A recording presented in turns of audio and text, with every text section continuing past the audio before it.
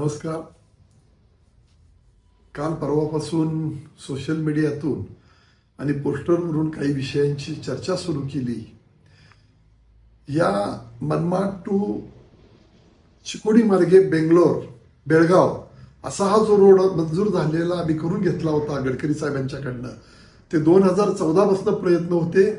त्या कामकाजात घेऊन 16 पासून त्या कामकाजाला बऱ्यापैकी सुरुवात झाली आणि माऊली ते विटा आता काम 1 महिना, 1.5 महिना, 2 महिने सुरू झालेलं आहे. तेही काम लवकर 2-3 महिन्यात आवरलं जाईल. तासगाव विटा टू काकडवाडी म्हैसाळ हा जो रस्ता आहे तो आपण 4 लेन केलेला आहे. बाकीचे सगळे रोड तिथनं 3 लाईनचे रोड आहेत.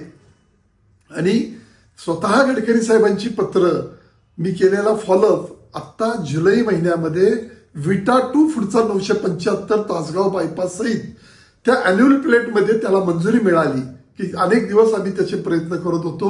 तासगाव शहराला गर्दीनं खूप मोठ्या प्रमाणावर अडचणी होतात, तेव्हा तासगाव शहराच्या बाहेरून बायपास घेऊन आणि तो कवटेकरांच्या अलीगडपर्यंत बाहेर काढलेला तो रोड आहे. तेव्हा आमदारांनी या सगळ्या गोष्टी केलेल्या कामाचं श्रेय घेतलं पाहिजे. तुम्ही आमदार आहात, पोस्टर बॉय म्हणून राज्याला तुमची ओळख करून देण्याची भूमिका आपली दिसून येते.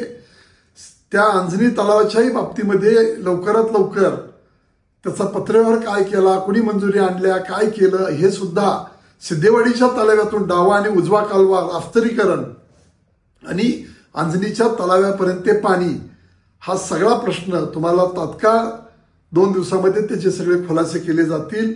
माझी विनंती आहे आमदारांना की आपण शेतकऱ्यांच्या प्रश्नावर लढूया म्हणून तुम्हाला मी आव्हान केलं होतं, पण शेतकऱ्यांच्या प्रश्नाची बाजू न घेता सत्ताधारी पक्षाच्या नेत्यांच्या मांडीवर तुम्ही जाऊन बसता आणि पोस्टर आणि नुसत्या सोशल मीडियाच्या माध्यमातून राजकारण होत नाही.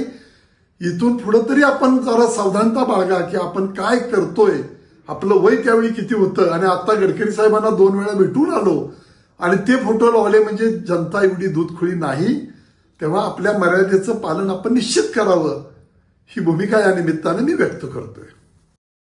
केंद्रीय मंत्री नितीन गडकरी साहेबांच्या माध्यमातून मनमाड, फलटण, विटा, तासगाव, चिकोडी, बेळगाव हा राष्ट्रीय महामार्ग, तसंच कडेगाव, विटा, भिवघाट मार्गे जाणारा गुहागर, विजापूर महामार्ग आणि तासगाव, कवठे महांकाळ मार्गे जाणारा गुहागर, विजापूर हे 3ही राष्ट्रीय महामार्ग संजय काकांनी मंजूर करून घेतले. तसंच पूर्वी मंजूर झालेला रत्नागिरी, नागपूर आणि मंगळवेढा, उमदी याबरोबरच मसूर, पंढरपूर या राष्ट्रीय महामार्गांची कामही जोमानं सुरू झालीत. त्यामुळे प्रत्येक तालुका आता राष्ट्रीय बाजारपेठेशी जोडला जाणार आहे.